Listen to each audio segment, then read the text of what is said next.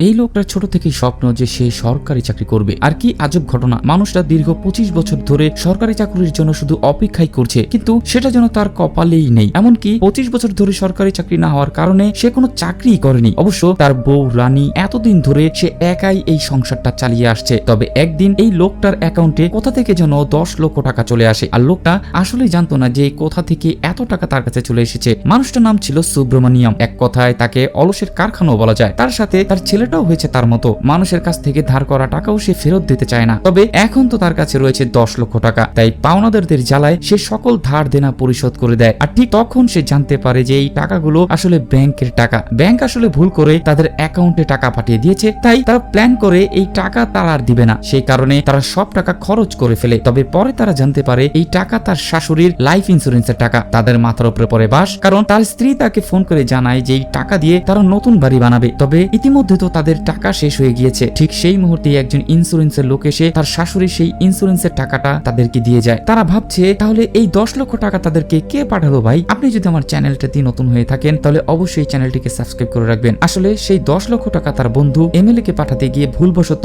তাকে পাঠিয়ে দিয়েছে। আর এখন তার বন্ধু গ্যারাকলে আটকে গিয়েছে।